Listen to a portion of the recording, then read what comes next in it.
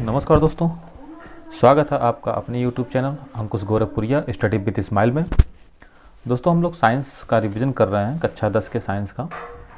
तो जैसा कि परीक्षा सर पे है तो उस हिसाब से हम लोग रिवीजन की क्लास शुरू किए हैं। हम लोग साइंस का 4 पार्ट पढ़ चुके हैं। 5वां पार्ट आज पढ़ना है। 5वें पार्ट में हम आपको बताएंगे कि चिन्ह परिपाटी क्या होता है। यानी जो दर्पण है, तो दर्पण में जो दूरियां हैं, दूरियां नापने के लिए एक निर्देशांक ज्यामिति की चिन्ह परिपाटी होती है, जो कि हमको समझाना है। इसको अगर आप समझ गए तो आप दर्पण हुआ या लेंस हुआ, इन दोनों का न्यूमेरिकल आप आसानी से लगा ले जाएंगे। आपकी कहीं गलतियां नहीं होंगी अगर आप इसको अच्छे से समझ गए तो, क्योंकि फार्मूला ही रट लेने से आपको आपका सवाल का जवाब नहीं मिल जाएगा। उसके लिए कुछ और भी चीज़ें जाननी पड़ती हैं। कब नेगेटिव होगा, कब पॉजिटिव होगा। मतलब कहने का तात्पर्य ये है कि जो आप दूरी नाप रहे हैं, या वस्तु की स्थिति नाप रहे हैं, या वस्तु की हाइट नाप रहे हैं, या प्रतिबिंब की दूरी या हाइट नाप रहे हैं, चाहे वो लेंस में हो चाहे वो दर्पण में हो, तो वो धनात्मक है कि ऋणात्मक है, क्या वो दर्शा रहा है, वो हम जान पाएंगे इस चिन्ह परिपाटी से। ठीक है, तो दोस्तों चलिए हम लोग शुरू करते हैं चिन्ह परिपाटी। लेकिन दोस्तों, चिन्ह परिपाटी पढ़ने से पहले हम आपसे यही निवेदन करेंगे, अगर इसके पिछले वीडियो आपने नहीं देखा है तो कृपया करके पिछला वाला वीडियो जाके देखें, क्योंकि पिछला वीडियो जब तक आप नहीं देखेंगे तब तक कि ये वीडियो आपको समझने में दिक्कत आएगी। ठीक है, तो चलिए दोस्तों हम लोग पढ़ते हैं चिन्ह परिपाटी। चिन्ह परिपाटी पढ़ने के बाद हम लोग लगाएंगे सवाल कुछ दर्पण के बेस पे। फिर हम लोग आगे की क्लास में रिवीजन करेंगे, जैसे भी आपका सिलेबस होगा उसी के अनुसार। आइए पढ़ते हैं चिन्ह परिपाटी। पहले मैं यहाँ हेडिंग डाल दूँ, पढ़ना क्या है हम लोग को पढ़ना है दूरियां नापने की निर्देशांक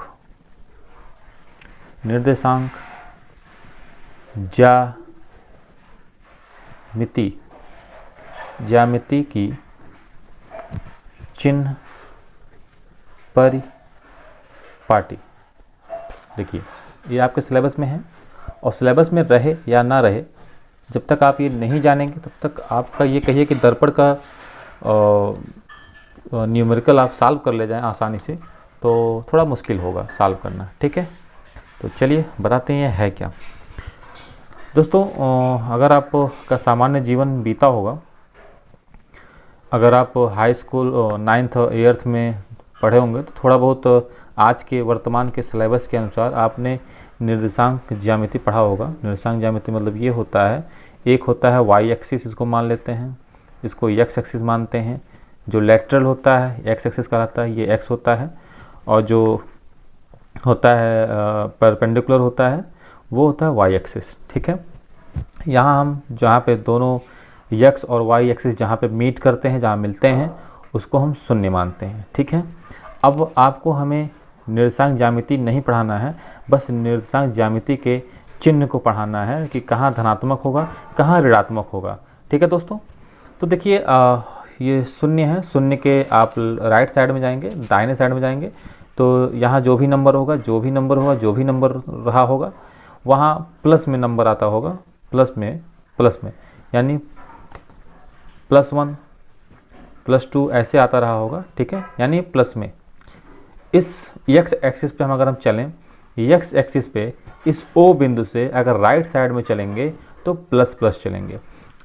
एक्स एक्सिस पर यानी एक्स एक्सिस पर, ये एक्स अक्ष पर अगर हम बाएं साइड में चलेंगे, यानी अगर इधर चलेंगे, तो ये सारी जो भी वैल्यू आएंगी, जो भी आएगा मान, वो आएगा ऋणात्मक में आएगा। ठीक है, तो आप समझ गए। एक्स अक्ष पे हम अगर इस ओ से, इस 0 ओ से बिंदु से दाएं जाएंगे तो हमारा धनात्मक रहेगा, जो भी वैल्यू होगा धनात्मक में रहेगा, और ये बाएं जाएंगे तो जो भी वैल्यू होगा वो ऋणात्मक जाएगा। इसी प्रकार वाई अक्ष पे, ये हमारा वाई अक्ष है, ये वाई अक्ष है, तो वाई अक्ष पे अगर हम इस ओ बिंदु से ऊपर जाएंगे तो वो धनात्मक में वैल्यू आएगी, हमारी धनात्मक वैल्यू आएगी, ठीक है। और यही नीचे जाएंगे तो ऋणात्मक वैल्यू आएगी, ठीक है, ऋणात्मक वैल्यू आएगी। समझ गए? ये था हमारा निर्देशांक का चिन्ह परिपाटी। अब इसका यूज कैसे है उसको देखते हैं। जैसे मान लीजिए हम यहाँ एक रख दे रहे हैं, यहाँ हम एक दर्पण लगा रहे हैं, इस मतलब इसको मुख्य अक्ष मानकर इसी पे हम ऐसा दर्पण बना रहे हैं, अवतल दर्पण बना रहे हैं। ये लीजिए हमने बना दिया अवतल दर्पण, ये हमारा ध्रुव बन गया अवतल दर्पण का। ये हम यहाँ अगर ऐसे ऐसे कलाई कर दिया तो ये हमारा ध्रुव बन गया, ठीक है। अब हम लाइट वस्तु रखेंगे। मान लीजिए हमने वस्तु यहाँ ऐसे रख दिया, ठीक है, ये हमने वस्तु रख दिया, ठीक। अब वस्तु रख दिया, अब लाइट हम डालेंगे, ऐसे लाइट डालेंगे, ठीक है, डालेंगे। ये यहाँ परावर्तन होगा, परावर्तन के बाद इधर आएगा, इधर मतलब यहाँ बन रहा है, यहाँ कहीं मान लीजिए बनेगा।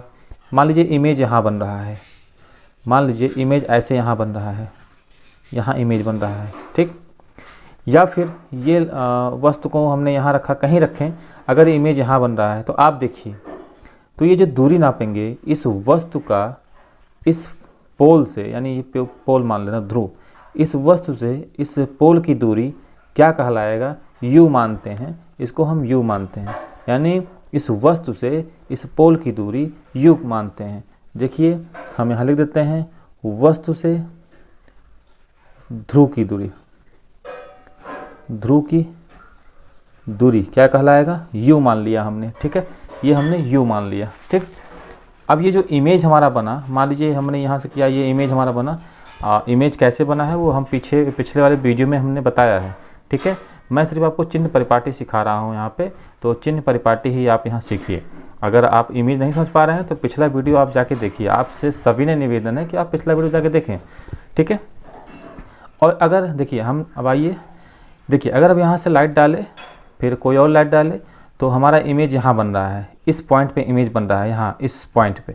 तो देखिए ये जो हमारा O है, ध्रुव है, ध्रुव से इस साइड में बन रहा है ना, इस साइड में बन रहा है। तो ये जो प्रतिबिंब है और ध्रुव है, यानी यहाँ से लिखें प्रतिबिंब से ध्रुव, प्रतिबिंब से ध्रुव की जो दूरी होगी, जो प्रतिबिंब से ध्रुव की दूरी है, उसको हम किससे डिनोट करेंगे? v से डिनोट करेंगे, v से, वैन वाले v से डिनोट करेंगे, ठीक है, वैन वाला v से डिनोट करेंगे, ठीक।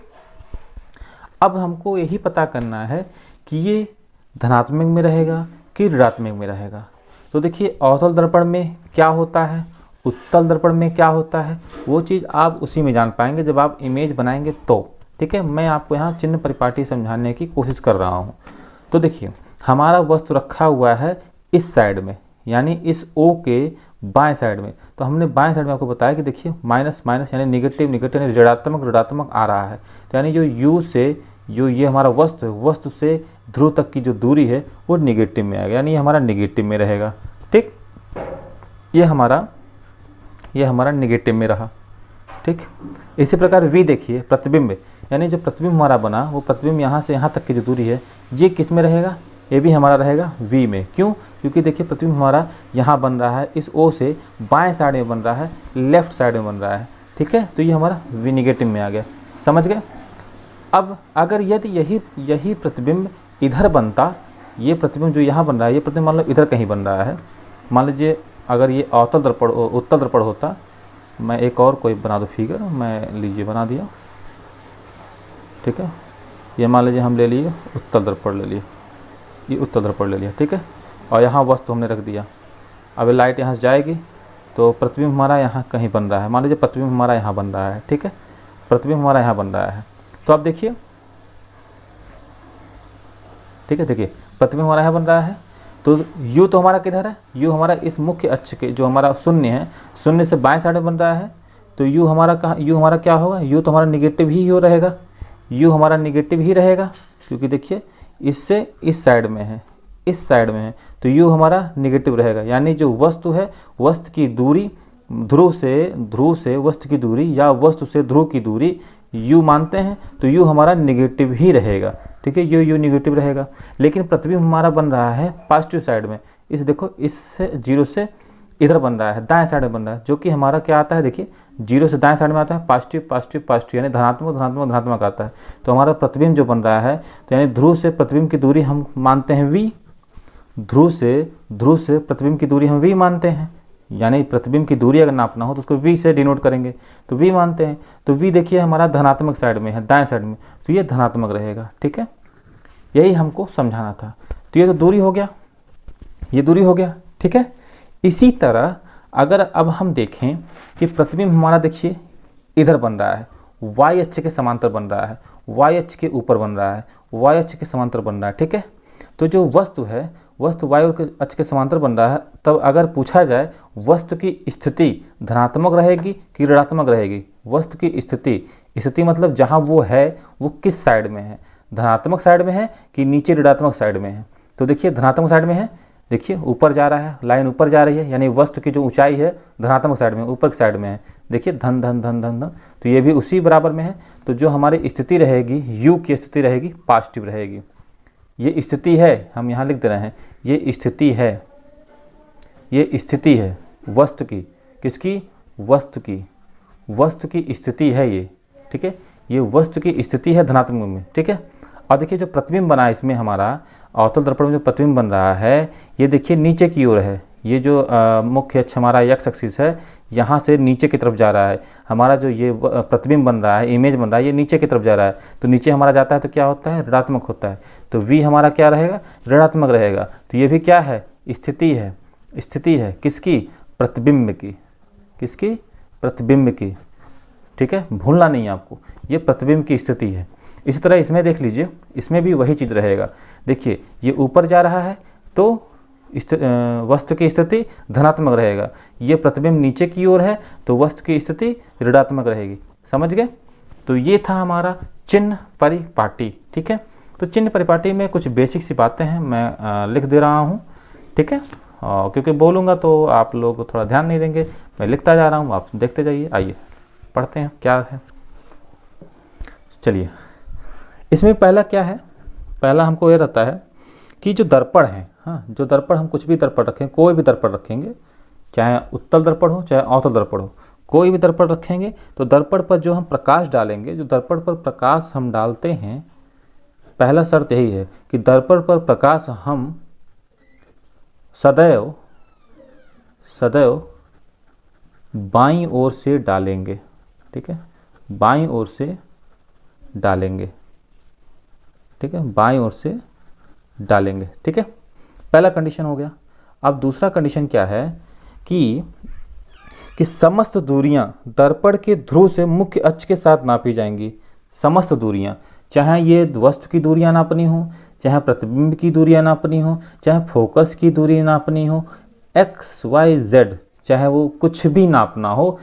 फिर से मैं बोल दे रहा हूँ, ये चाहे वस्तु की दूरी नापनी हो, चाहे प्रतिबिंब की दूरी नापनी हो, चाहे फोकस की दूरी नापनी हो, चाहे सेंटर की दूरी नापनी हो, कोई भी दूरी नापनी हो, आपको मुख्य अक्ष पे ही नापनी है। तो मैं वो लिख दे रहा हूँ कि समस्त दूरी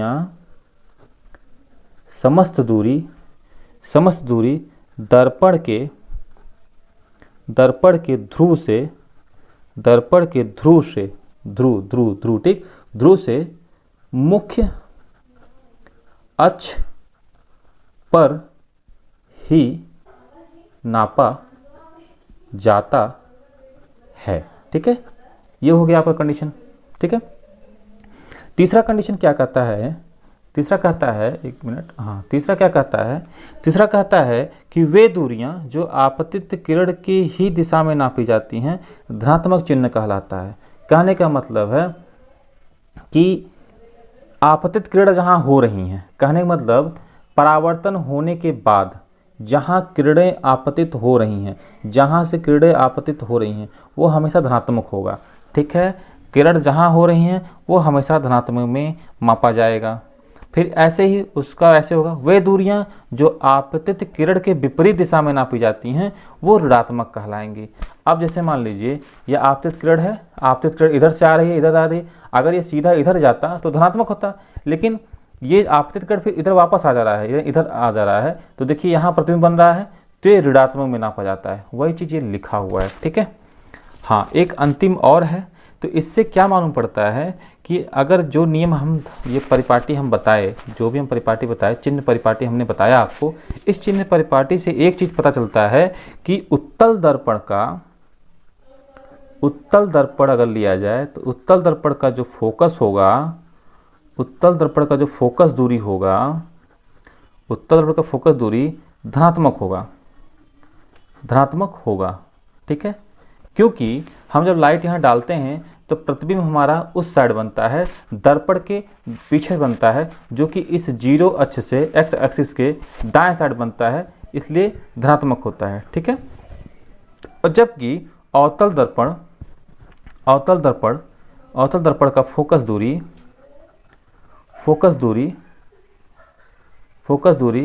ऋणात्मक होता है, ठीक है, ऋणात्मक होता है, समझ गए, ऋणात्मक होता है। ये चीज़ आपको जानना था, ठीक है। अब इसी तरह प्रतिबिंब का भी उल्टा होता है।